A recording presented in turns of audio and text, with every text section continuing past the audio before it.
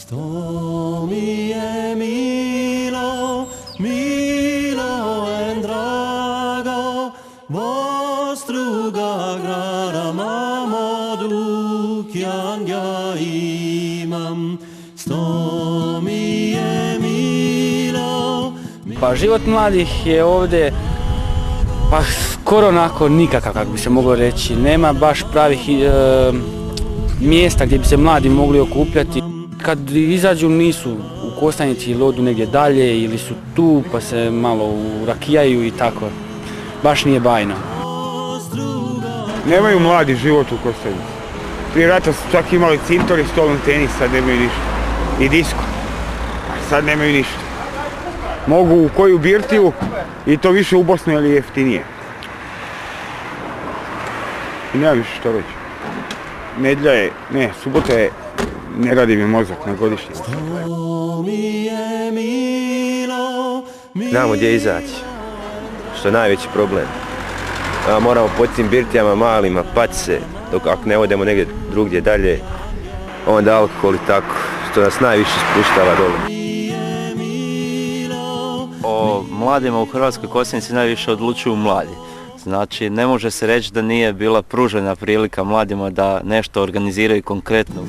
Kaos je bio inicijator jednog multimedijalnog prostora u Hrvatskoj Kostajnici koji nije opstao baš zbog nezainteresiranosti mladih Hrvatske Kostajnice.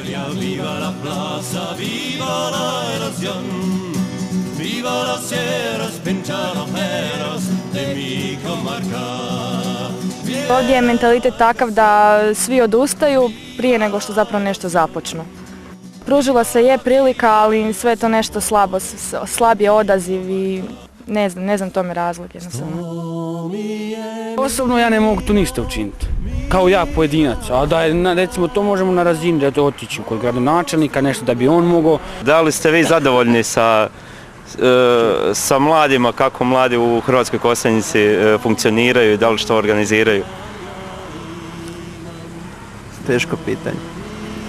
Dobro. Pa ne znam, sad me stvarno... Hvala vam puno. Gradsko poglavarstvo u četvrtak imenovalo novo povjerenstvo za mladež, pa bilo dobro pitati novu predsjednicu, ali naravno kad dobije odluku i kad sazna da je nova predsjednica. To propada sve u vodu.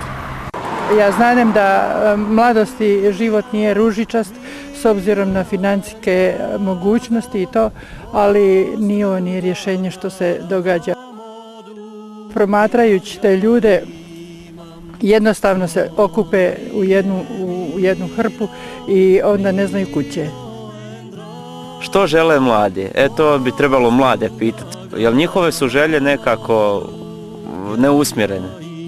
Moramo razgovarati o mladima koji iskreno žele nešto i koji su zainteresirani. Međutim, to je jako mali broj. Za mene evo osobno bilo bi dobro recimo da sportske aktivnosti ima.